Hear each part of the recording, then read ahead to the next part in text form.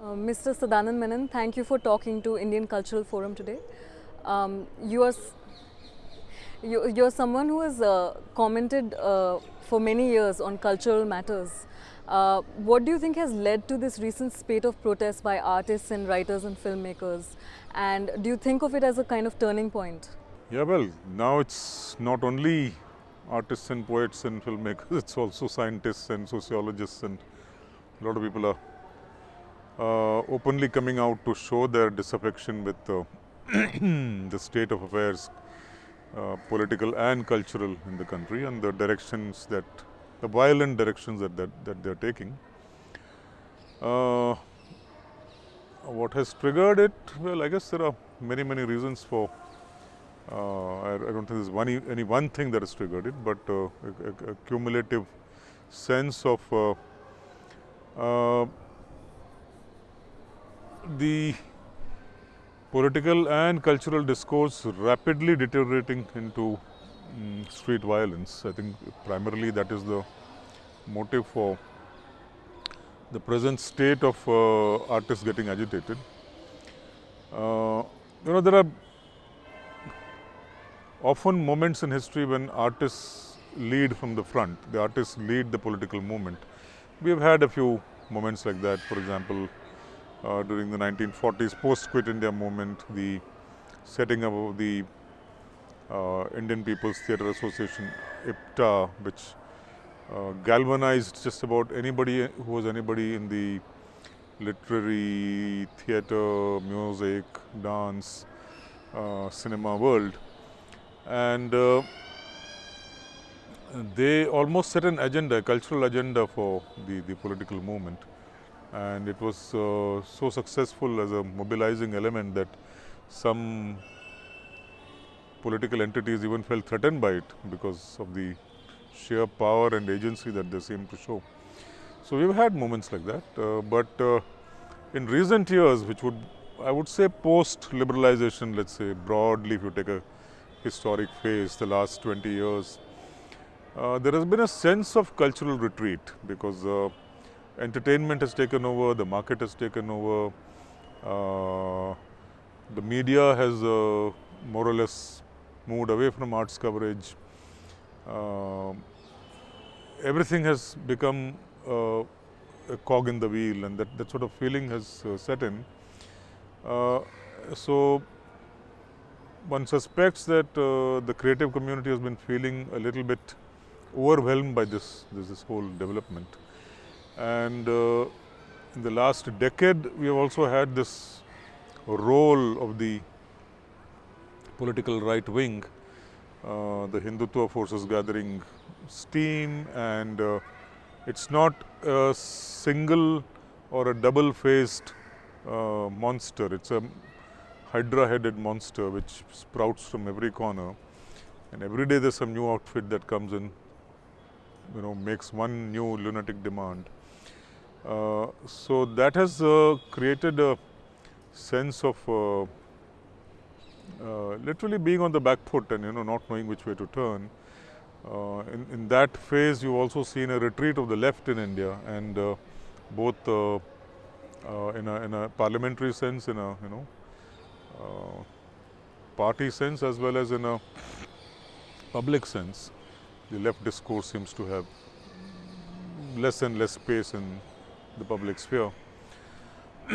So it's this cumulative sense of a pent-up feeling which seems to have erupted finally. It doesn't mean that the artists and scientists and sociologists who are taking this stand are necessarily from the left.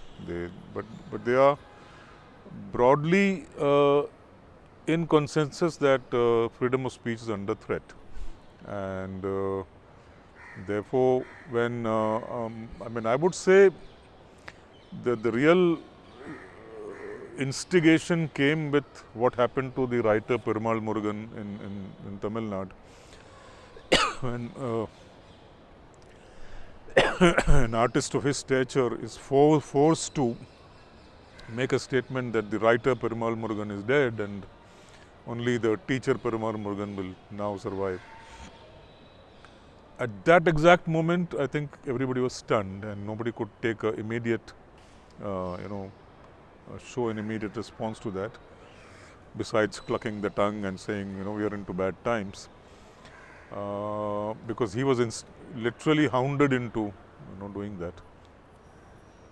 But it took that few months for that sentiment to pickle and to ferment and to consolidate into a set of ideas of resistance, which you see now bursting out from all kinds of sources. I mean, you would not call Nayanthara Saigal by any long stick radical progressive. She's a progressive feminist, but has never ever spoke. But the fact that people like that felt like speaking out first, the liberal, let's say, voices felt like speaking out first, says a lot about the churn that is going on in a social circumstance.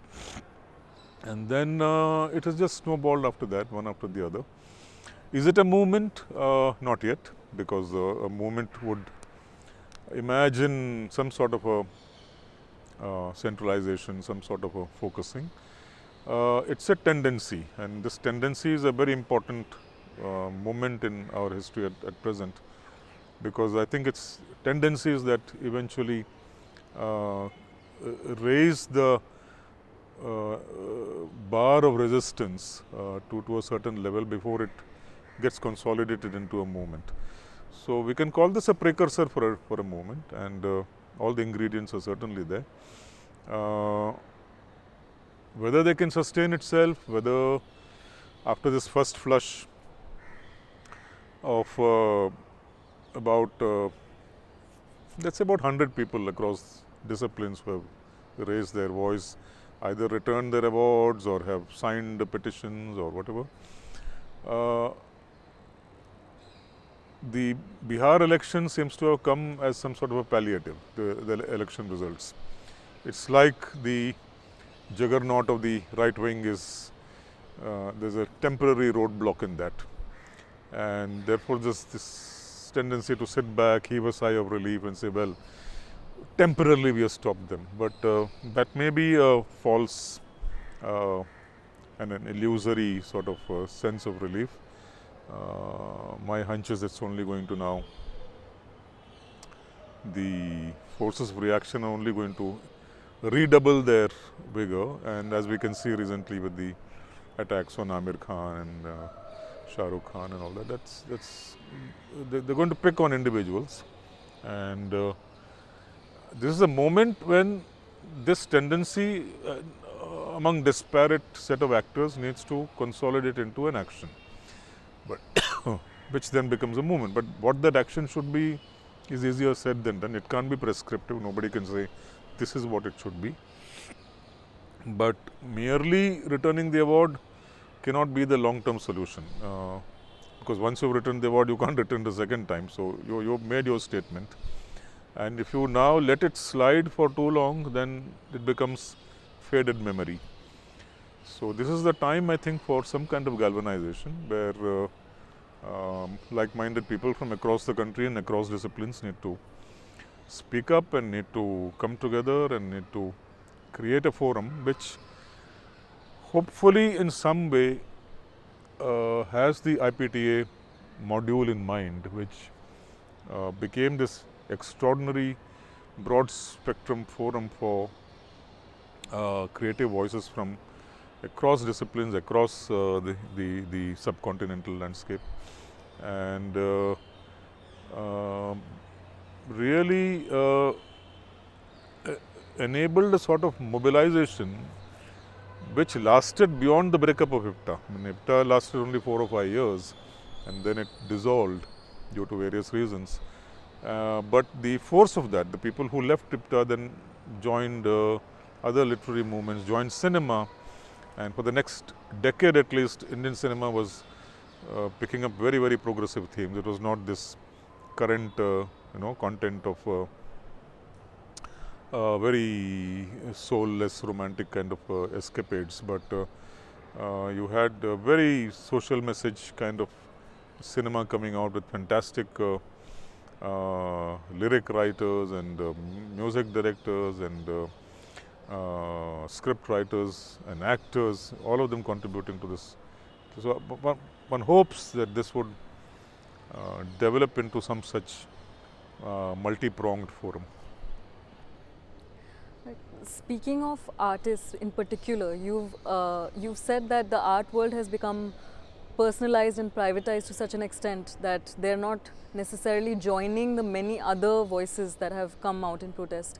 So, are there any particular directions that you have imagined that artists can step up cultural resistance and take part in it?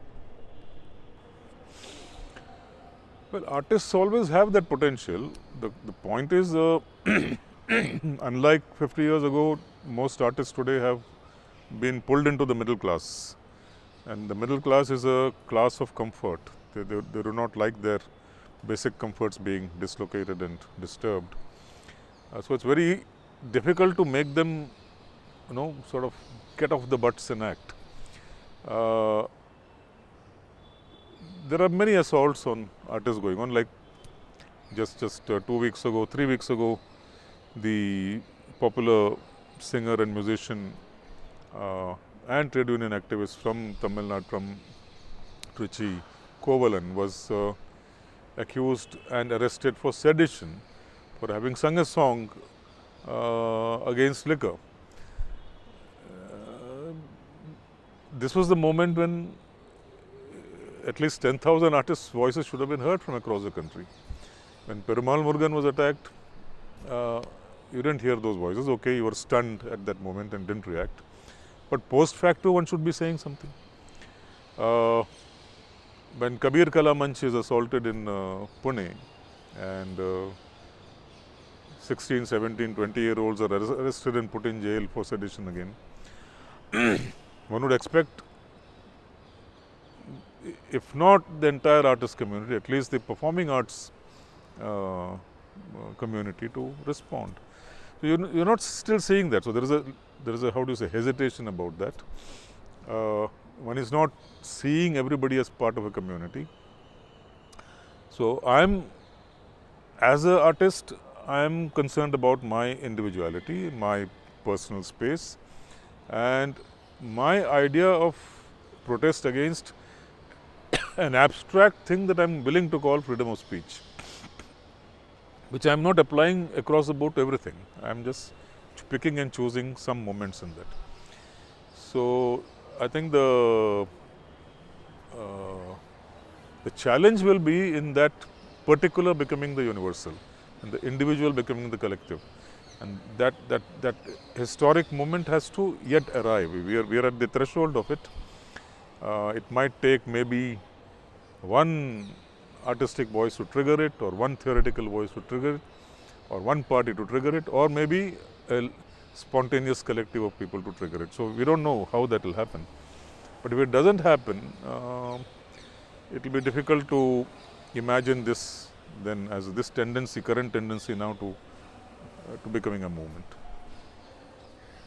Speaking of the Jaipur Art Summit, we've just witnessed 2 artists being subjected to police questioning just because their installation at the Jaipur Art Summit was a plastic cow.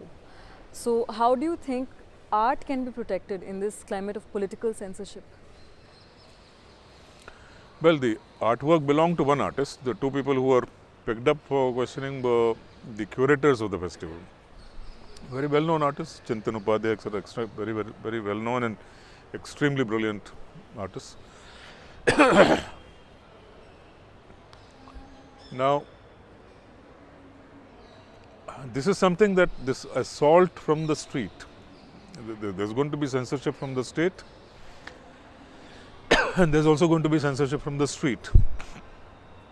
The state will enable the street censorship by being hands off, by